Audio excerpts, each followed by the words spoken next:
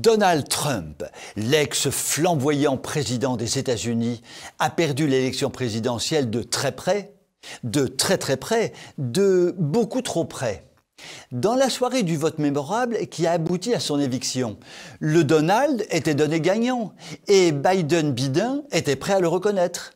Et voilà que pendant la nuit, pif, paf, pouf, ce sera toi qui seras président. Le score a été mystérieusement inversé grâce au miraculeux dépouillement des votes par correspondance. Abracadabra, cadabra, cadabra, Joe Biden est élu. Il est de notoriété publique que le système informatique utilisé pour ces votes par correspondance permettait toutes les magouilles possibles, imaginables, mais surtout inimaginables.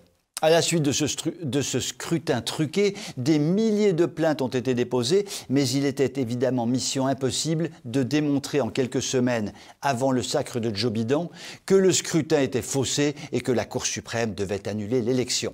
Dont acte et rendez-vous à l'automne 2024, car le Donald n'a pas dit son dernier mot, non mais des fois.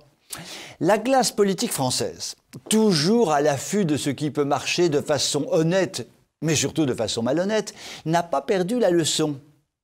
Et 3 partis politiques viennent de déposer une proposition de loi pour rendre possible le vote par correspondance. Comme par hasard, vous avez dit hasard, il s'agit de 3 partis qui sont en chute libre. Le Parti socialiste, dont beaucoup pensent qu'il n'existe plus tellement il est inexistant. L'UDI, qui a l'avantage d'être aussi connu que le Katouba d'Antarctique, et le Parti des Républicains, qui s'écroule année après année dans la joie et la bonne humeur. Comme par hasard, vous avez dit hasard, ce système de vote par correspondance qui avait existé après-guerre et avait été supprimé compte tenu des grossières magouilles qu'il avait engendrées, est proposé par des partis en pleine déliquescence.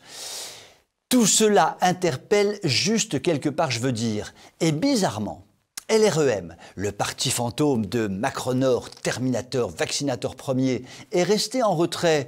Mieux vaut faire porter la responsabilité d'une éventuelle loi sur le vote par correspondance par des partis qui ne représentent pas grand risque au moment de l'élection présidentielle.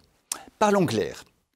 Les troubles pensées électorales de l'Élysée ou d'ailleurs n'ont qu'un seul objectif, tout mettre en œuvre pour que perdent les candidats et les partis dits d'extrême droite, qui sont les seuls à proposer un redressement de notre pays.